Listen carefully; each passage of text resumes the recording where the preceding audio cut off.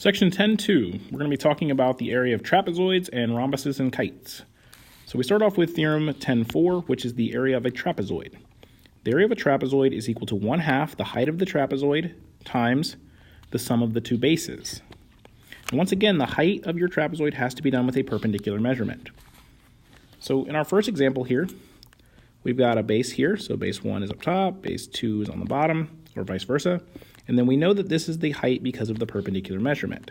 So we set up our area formula. 1/2 the height times the sum of the two bases. So 4 plus 10. And then this gives us a height equal to 42 meters squared. Question 2, they tell you the height is 7 centimeters and the bases are 12 and 15. So once again, area equals 1/2 the height times the sum of the two bases. Well, the two bases together equal 27. And so at this point, we go ahead and simplify. And we get the area equal to 94.5 centimeters squared. Question 3, very similar to the others. We're going to go ahead and we've got everything we need. We have our height, it's perpendicular, we have our two bases. So in this case, the area equals 1/2 the height, so 18, times the sum of the two bases, which in this case is 42. And so the area total for this trapezoid is 378 inches squared.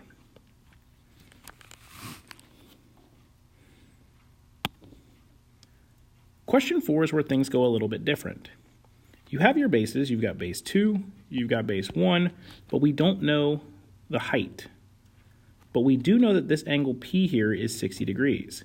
So what we can do is if we draw a perpendicular line from this vertex at S straight down, we can use the fact that if this is 7 here all the way across, this top part is 5, that this small piece here is actually 2.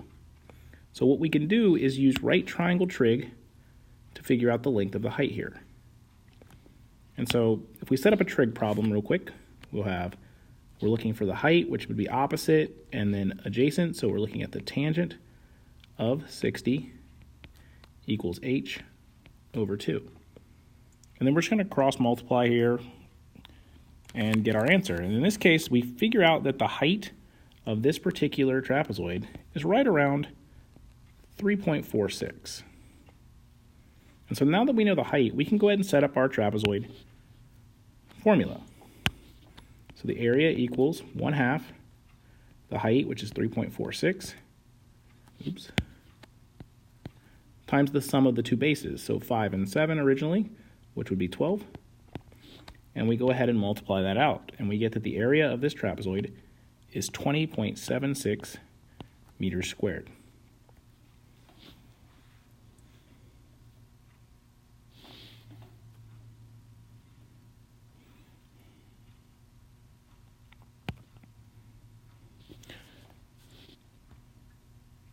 Theorem 10.5, the area of a rhombus or a kite. The area formula for a rhombus or a kite is very straightforward here. It's just 1/2 the length of the the product of the two diagonals. So 1/2 diagonal 1 times diagonal 2. So you're multiplying the length of the two diagonals together and then dividing by 2 or multiplying by 1/2. So here we have a couple of examples. First example here, we've got the diagonals are kind of broken apart, but we know that this diagonal here is 4 and 4, which means it has a length of 8. The other diagonal is 2 and 8, which has a length of 10. So the area formula would be 1/2 diagonal 1 times diagonal 2. So we're looking at 1/2 of 80, which gives us an area of 40 inches squared. Here they just tell us the diagonals in question 2 right out. So the area formula for this one's pretty straightforward. 1/2, 12 times 9, and you get your area to equal 54 inches squared.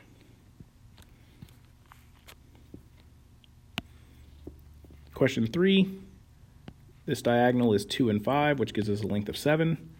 This diagonal is 3 and 3, which gives you a length of 6. So your area is 1/2, 7 times 6. So half of 42 is 21 meters squared. And then last but not least, we've got this one here. This diagonal is 1.6 and 5.2, which gives us a total length, I'll put it on here, of 6.8. The other diagonal is 2.5 and 2.5, which has a length of 5. So our area is 1/2 6.8 times 5.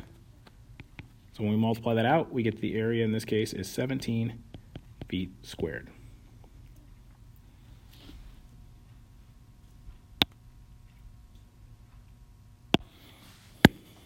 So here we're looking at finding the area of a rhombus. Well, the formula is the same. It's 1/2 diagonal 1 times diagonal 2. But what you have to remember is for a rhombus, there's something special about the diagonals. The diagonals in this case will bisect each other. So in this case, what we're seeing here is if this diagonal is 3, or this part of the diagonal is 3, the other half is also 3. So this entire diagonal has a length of 6.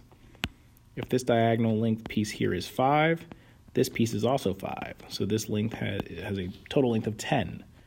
So our area is 1/2 6 times 10, which gives us an area of 30 feet squared. Question 2 is very similarly, if this is 12, this is 12. So this diagonal has a total length of 24. If this is 12, this is 12. This diagonal has a length of 24 as well. So the area equals 1/2 24 times 24, which in this case, the area would be equal to 288 inches squared. In question 3, if we were to just drag these lines over, they would be the diagonals themselves. So they're actually just giving us the diagonals. So we just set this up accordingly. Area equals 1/2 8.4 times 15.5. I forgot the 1. There it is. 0.5. And then you multiply this out, and then you're going to get the area to be equal to 65.1 meters squared.